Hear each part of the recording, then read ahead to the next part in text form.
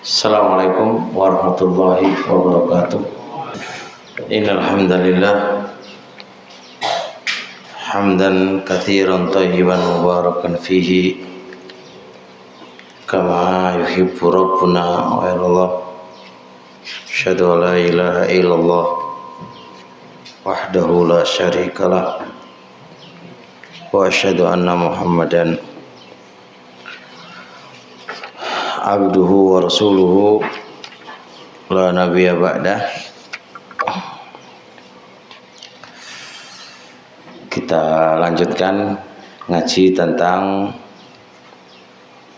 masalah tauhid.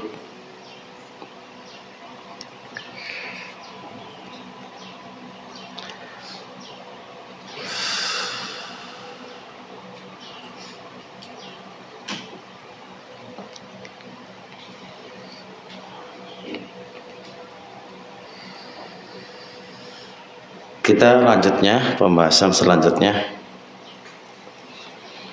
adalah bahas tentang macam-macam takut.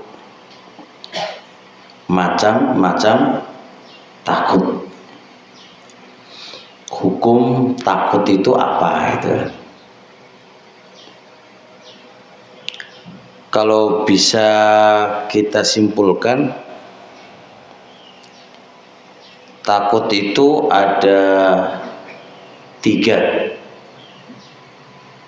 Ada takut yang tabi'ih, normal. Ada namanya takut yang haram. Ada yang namanya takut yang menjadikan syirik, keluar dari Islam. Jadi diingat-ingat, takut itu ada berapa macam? Ada tiga ya, ada tiga, ingat-ingat. Takut yang bisa menyebabkan jatuhnya kepada kesyirikan. Dua, takut yang diharamkan. Ketiga, takut yang normal, tabi'ih.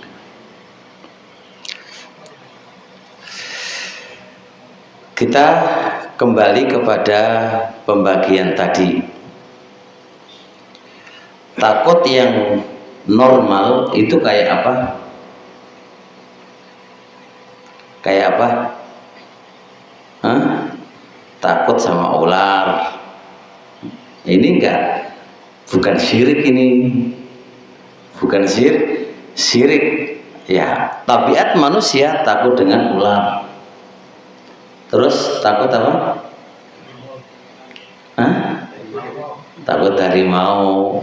Ini normal ya, normal. Ini enggak ada hubungannya, enggak ada kaitannya dengan hukum ya, enggak ada kaitannya dengan hukum. Takut sama kuntilanak? Normal enggak? Normal nggak Pak Ahmad?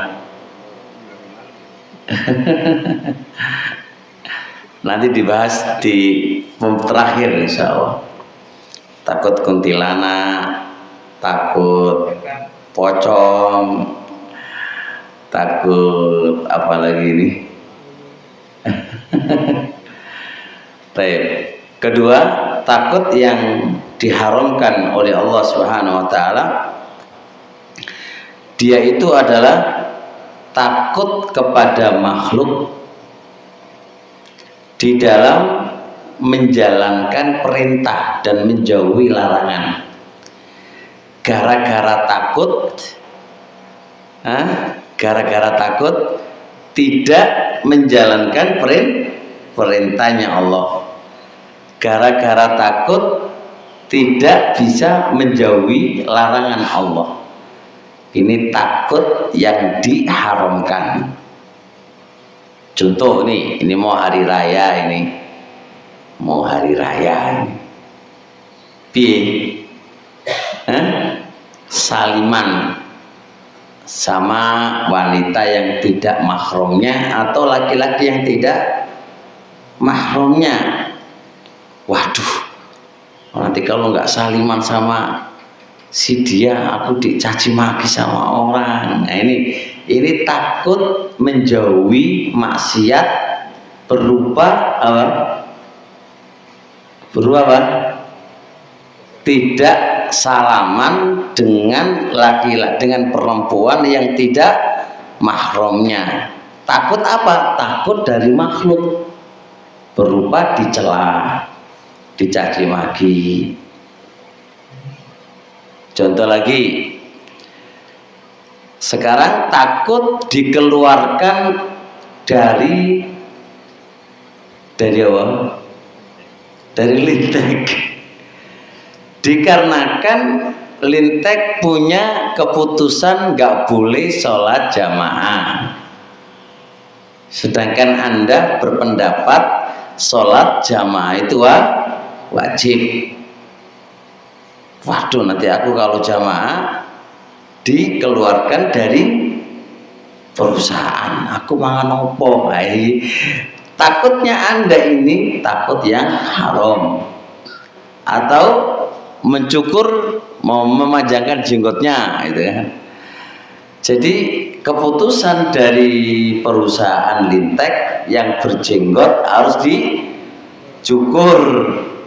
Waduh, kalau aku panjang ini engko metu teko lintek, meninggalkan perintah Allah karena takut kepada makhluk. Ini haram, takut yang membawa dia kepada perbuatan haram. Kayak perempuan, ya kan, nutupi aurate, takut dicela orang, takut sama bapaknya, takut sama ibunya, takut sama masyarakatnya kalau dia menutupi aurat. Padahal nutupi aurat itu kewajibane kanggone wong wedok. Nah, ini jenenge apa iki? Takut yang hukumnya haram. Kebayang nggih?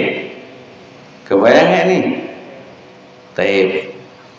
Ketiga terakhir, takut yang itu menjadikan syirik. Ingat, apa itu? Dia diistilahkan di ilmu akidah namanya takut takut tersembunyi. Takut tersembunyi berupa hamba itu takut kepada selain Allah, yang mana selain Allah itu akan menimpahkan musibah dan bahaya kepadanya. Anda ingat kan? Takut yang menjadikan syirik adalah takutnya Anda kepada selain Allah, dialah yang bisa menimpahkan madharat dan musibah kepada Anda. Nah, ini takut syirik, Pak. Contoh, Anda, aku ora gelem ngaji nang masjid iku. Soale ada Pak Dukun iso-iso nyantet aku iso mati. Paham nggih? Nah, ini selain Allah Anda yakini bisa mendatangkan musibah dan madharat, itu syirik, Pak. Ingat, selain Allah nggak akan bisa mendatangkan manfaat dan nggak akan bisa mendatangkan madharat, nggak bisa. Dia pun bisa andai kata mendatangkan madharat, andai kata bisa, itu dengan izin Allah. Tanpa izin Allah nggak bakal bisa. Tapi Anda meyakininya dia bisa mendatangkan madharat dan dia bisa mendatangkan manfaat, dia bisa mendatangkan musibah. Anda meyakini ini selain Allah, Anda meyakini ini sehingga Anda takut kepadanya, maka ini takut syirik yang menyebabkan Anda jatuh kepada kesyirikan. Jelas? Contoh ini bisa terbagi dua, Pak. Haram bisa, syirik bisa. Wah, ora wani dakwah. Lah apa gak wani dakwah? Sekitarku dukun kabeh. Wah, aku iso disantet iki mati gini. Nah, ini. Dia meninggalkan apa yang menjadi kewajiban dia berupa al-amru bil ma'ruf wan nahyi 'anil munkar. Ini wis dihukumi dosa Pak, haram ya kan. Masuk lagi di situ dia meyakini, ingat ya, meyakini dukun-dukun tadi akan bisa memudaratkan, akan bisa membunuh dia dan akan bisa memudaratkannya. Ini namanya takut yang menyebabkan Anda itu jatuh pada syirik. Wes dong apa lagi? Ngerti sih lagi?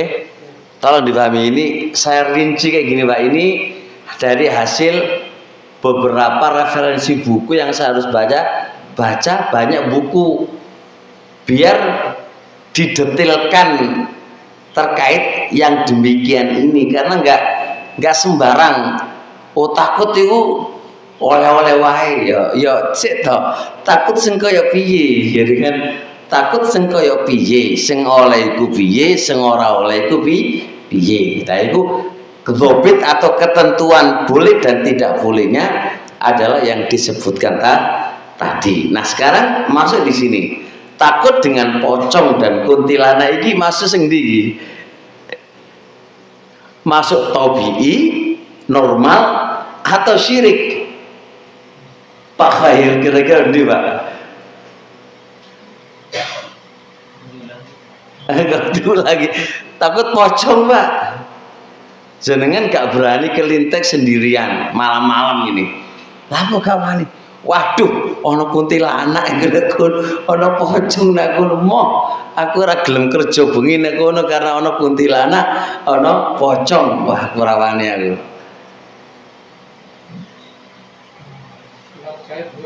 Oh, Pak Ahmad punya pendapat ini. Gimana Pak Ahmad? Boleh diungkapkan itu? Bisa juga biasa kalau kita menganggap orang itu biasa gitu. Oh, kalau antum anggap itu biasa, berarti biasa takutnya gitu nggih. Tapi kalau pocong itu dikatakan mudarat pada kita, berarti syirik ya. Nah jenengan wani pocong apa ora? Berani yo, wah aku pengen teko lho, Pak.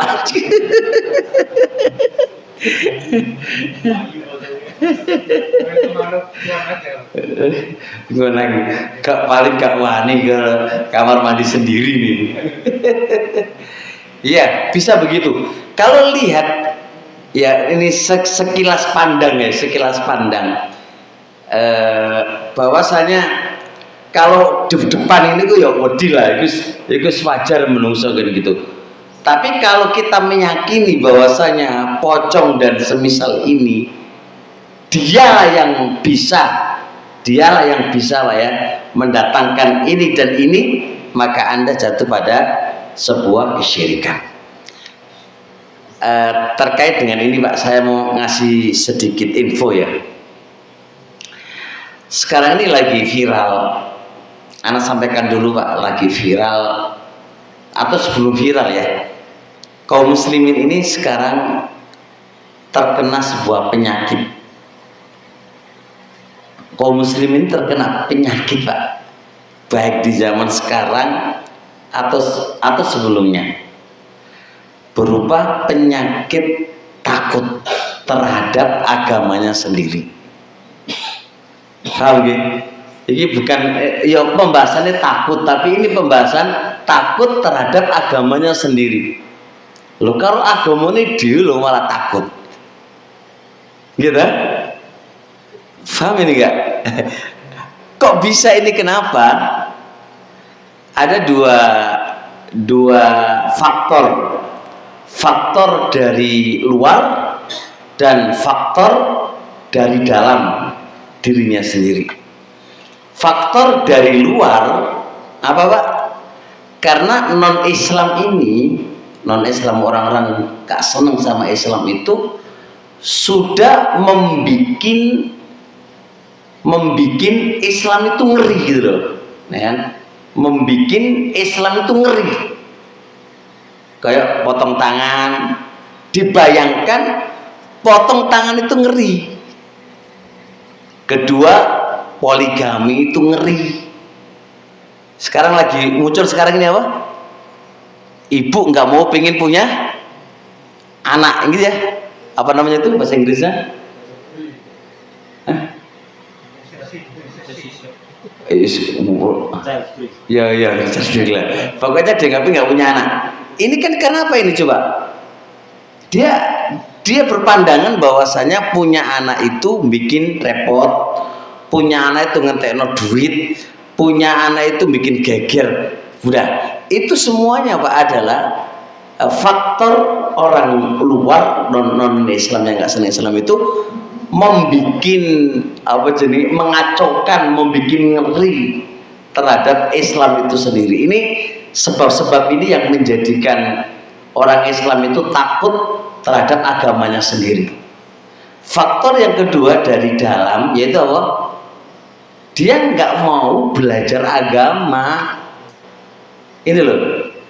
Ya saya contohkan gampang. Ada sebuah info kuntilanak itu menyeramkan. Ya. Terus digambarkan kuntilanak, pocong semuanya itu sesuatu yang mengerikan.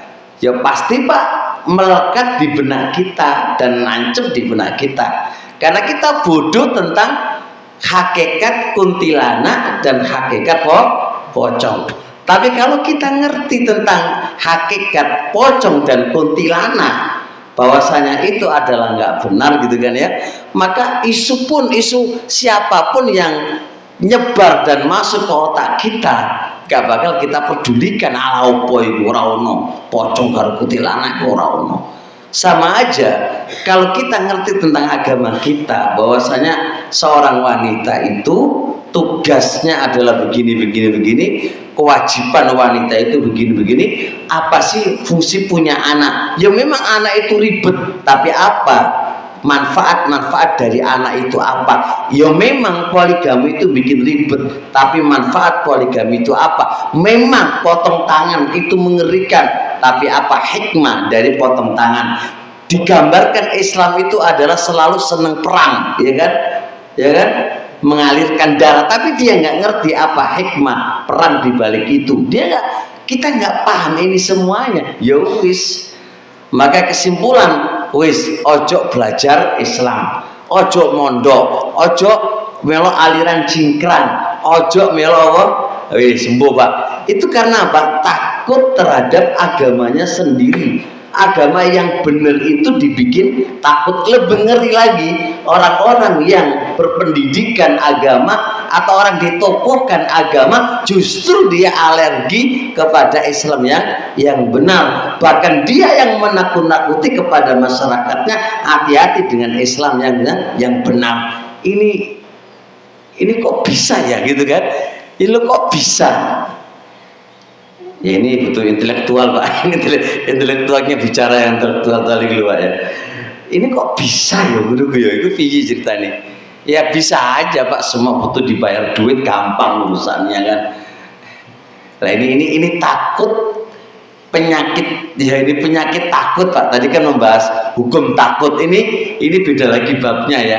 Takut kepada Islam itu agamanya sendiri, malah dia takut itu terus piye terusan. Aneh kan Pak ya. Padha karo jenengan duwe omah takut dengan rumah yang jenengan sendiri, itu kan lucu. Kayak jenengan punya istri tapi takut dengan istrinya jenengan. Anda itu punya anak tapi takut dengan anak, itu lucu. Anda punya orang tua tapi takut dengan orang tuanya. Lucu banget itu loh.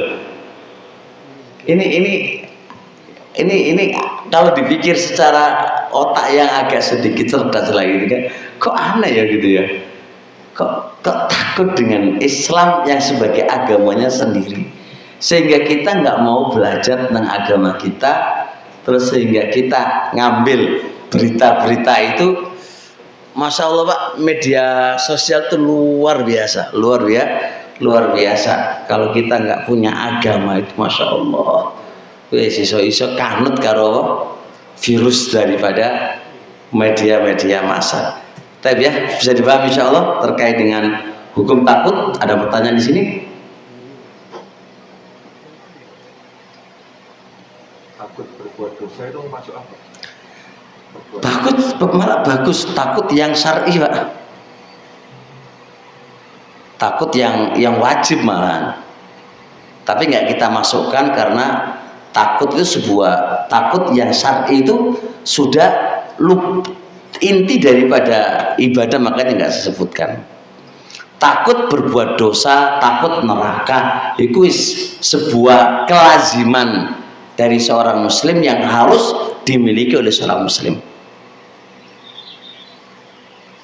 Ini berbeda dengan takut yang haram, ya kan? Takut berbuat kebaikan, takut meninggalkan yang haram. Jelas ya, nggak ada masalah. Takut yang ini kayak dicontohkan Ustaz tadi, takut kuntilanak, kalau takut wajahnya gitu normal ya Ustaz ya? Normal lah.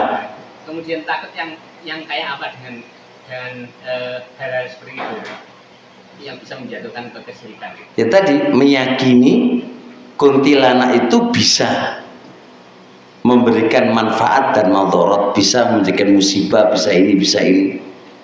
Padahal dia bukan Allah. Ya kalau ketemu sih orang ketemu ya apa dia bisa dengan itu dia bisa mendatangkan madarat tanpa izin dengan Allah? Kan nggak bisa. Tapi rata-rata manusia insya Allah takut karena apa? Takut seram begitu aja kan. Padahal ada nggak kuntilanak gitu kan pertanyaannya? Oh nopo pocong itu Pak? Kalau nampak ya ada.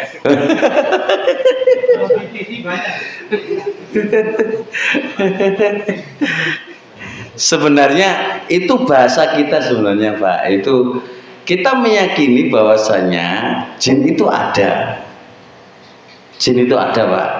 Nah macam jin itu gawe macam-macam, gawe pocong, gawe apa? Iku gaya jin lah, gaya jin bikin kayak ngono mau. Tapi tidak ada yang namanya orang mati hidup kembali, nggak ada Pak. Itu secara dalil, secara akal gono ceritane.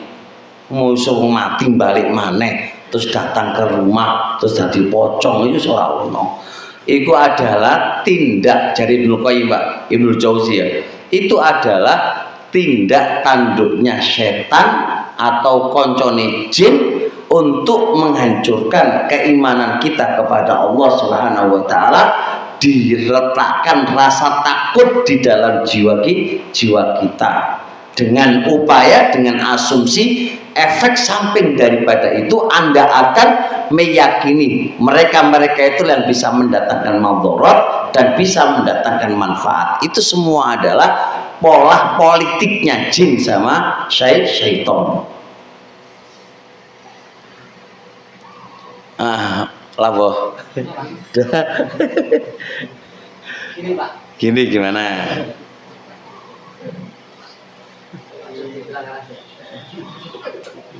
Misalnya Pak, saya ini mau kencing di situ gitu. Terus amit sih, sampai pipis. Lu sing dene sapa Pak? Lah lu siapa yang sampai yang mengucapkan kok tanya sama saya? Maksudnya kan berarti ada yang ditakuti. Nah, itu masalah itu. Termasuk yang Syirik itu, bisa syirik itu. waktu. Bisa syirik itu. Berarti kan Anda meyakini bahwasanya apa? Jin-jin itu kalau nggak saman pamiti ngasih apa? Nah makanya ini takut secara rahasia, takut tersembunyi di jiwa jenengan itu. Berarti Anda meyakini jin itu bisa memberikan manfaat dan madarat, makanya harus izin. Wes ora seke izin lah, apa izin barang? Yang di tempat luar biasa ya Pak. Maksudnya enggak di tempat normal gitu. Lah terus sampean kata izin ngeringikno izine sampean to?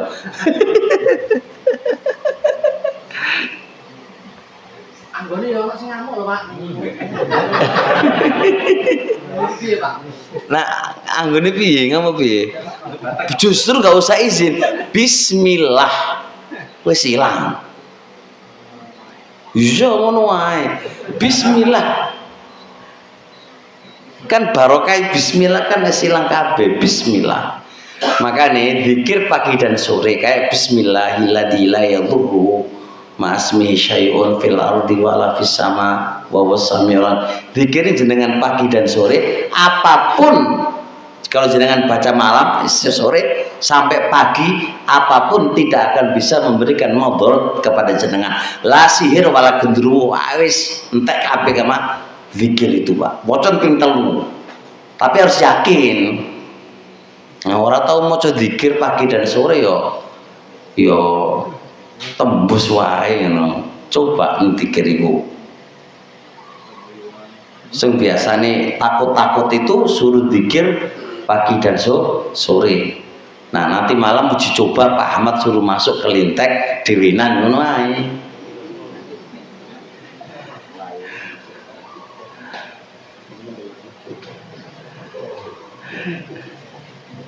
Ya Pak Khair. Prosesnya terjadinya orang kesurupan itu gimana? Itu dari Adam. Kalau ditanya gimana prosesnya, secara mendetail kita nggak punya ilmu tentang itu, secara syariat lah ya. Tapi secara pengalaman banyak sebab. Di antaranya dia ngelamun, maka jin itu masuk. Yang kedua, dia pernah mengganggu jin. Dia pernah mengganggu jin. Kenapa dikata mengganggu? Karena dia nggak zikir, nggak apa, terus kencing sembarangan. Itu juga bisa. Kencing di lubang kan kata Rasulullah kan, lubang-lubang itu kan tempatnya jin. Antum kencing wae tanpa izin. Buat tanpa izin orang, tanpa dizikir. Melok sampeyan aku malah. Nah, iya. Tanpa zikir gitu kan, tanpa zikir. Kalau secara pengalaman itu yang terjadi. Atau masuknya jin ya lewat kiriman bisa. Yang ditanyakan Allah Khair. Cara mengeluarkannya yang memasukkan adalah Allah, yang mengeluarkan juga Allah. Berarti pakai cara yang Allah ajarkan. Gimana caranya? Caranya sebenarnya kembali ke dirinya. Setelah pengalaman bertahun-tahun Pak, sebenarnya yang bisa mengeluarkan jin dalam dirinya adalah dirinya, meminta bantuan kepada Allah. Cara untuk bisa dipermudah berarti dia harus lebih pendekatan kepada Allah, dekat. Setelah itu minta sama Allah, ya Allah, ini orang jin dalam tubuhku ya Allah, aku minta kepada Engkau keluarkan. Dan dikabulkan atau nggak dikabulkan sesuai dengan kadar keyakinan kamu kepada Allah. Itu sudah teori yang bisa teruji. Kalau gak iso berarti jalur bantuan wong yang bisa menumbuhkan rasa keyakinan dan rasa takut kepada Allah dan harapan kepada Allah. Dan setelah itu diuji, dicoba, bisa apa enggak? Ya, kalau bisa berarti dia bagus. Kalau enggak, terus digembleng. Karena yang memasukkan adalah Allah, yang mengeluarkan kepada Allah ya dia harus kembali ke Allah. Itu gampang teori ini Pak. Mengono teori ini, prakteknya susah. Karena memang nggak kelihatan. Lah itu masalahnya. Sebenarnya ya ini kan beserta pengalaman ya, pengalaman yang sudah teruji, terulang dengan beberapa teman. Ya begitu cara pengalamannya. Begitu cara pengalamannya. Kalau Pak Khair, jenengan ada jin tak Pak Khair? Aman ya? Aman insyaallah. Sudah Pak Majid? Oh, Pak Angga takut kok sungkan ini. Kalau misalnya takut kepada manusia, takut pada orang kemarau atau preman atau mungkin begal. Tobi'i. Karena orang marah mengerikan kan wedi toh Pak. Begal itu kan takut karena dia membawa celurit.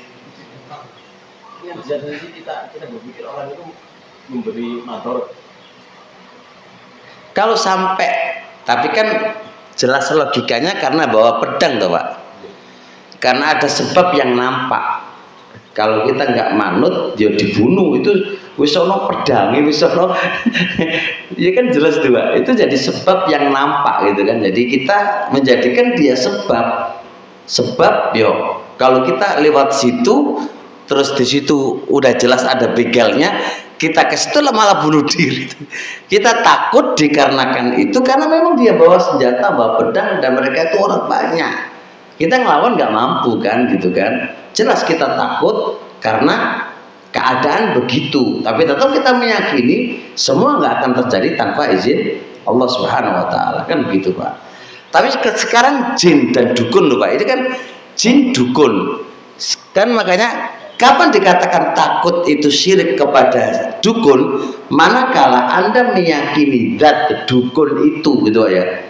Zat dukun itu yang bisa mendatangkan madarat dan manfaat. Zatnya Pak, zatnya.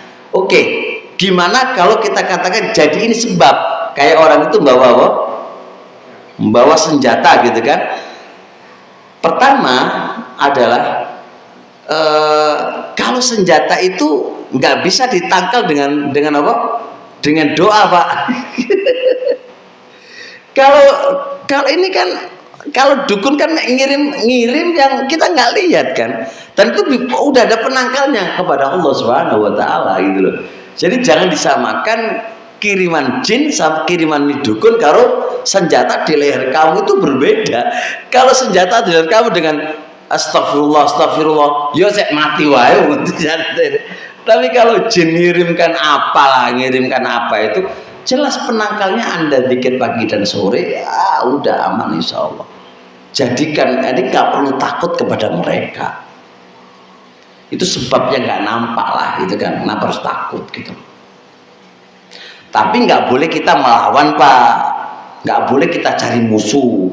Ayo dukun santetan aku, itu jenis ora oleh. Tetap Islam mengajarkan kita nggak boleh la tatamannau biliqa'il adu. Kamu jangan berharap ketemu sama musuh, nggak boleh. Nggak boleh, tetap nggak boleh. Jangan ngelawan. Ayo dukun supaya ngelawan apa jenenge nyantet aku, nggak oleh juga.